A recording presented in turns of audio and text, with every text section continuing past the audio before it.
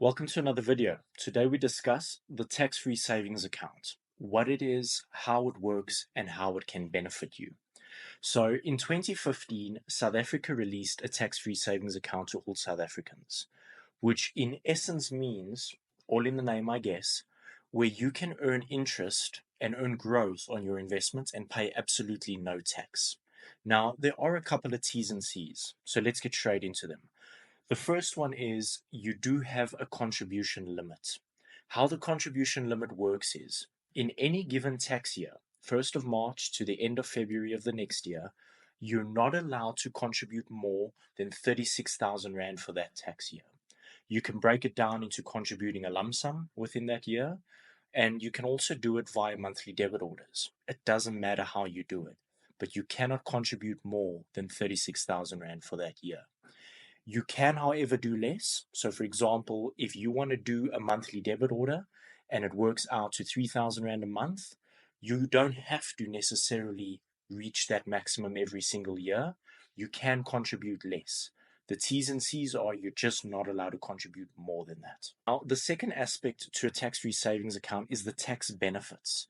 If you have money laying in the bank, you've got an endowment, which is your 5-year fixed investment, or a unit trust, you are eligible for paying tax. We've got interest tax, you've got dividends tax, capital gains tax, whereas on a tax-free savings account, all the growth you incur over that time period, you earn tax-free. You can, however, make a withdrawal against your tax-free savings account. But if you have contributed, let's say, 36,000 Rand for that tax year, and you decide to withdraw 10,000 Rand of that money, you cannot replace it back into that tax-free savings. You only get that fixed 36,000 Rand for the year.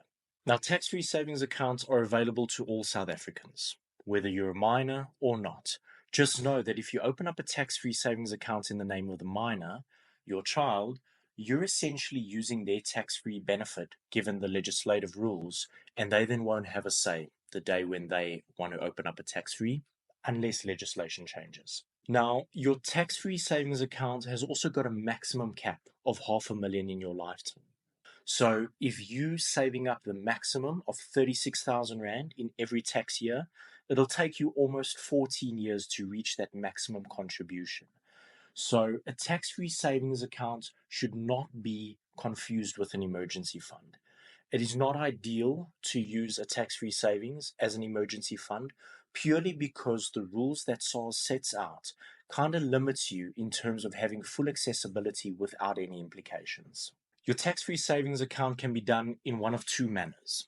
You can either do it with a bank or you can do it with an investment platform.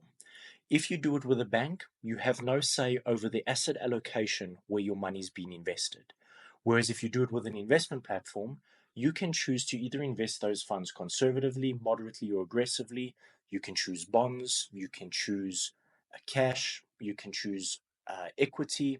Whatever it is that you choose to invest in, you can choose within an investment platform, depending on your risk appetite as well as your long-term investment goal. Now, as I've already mentioned, there is a level of flexibility in a tax-free savings account.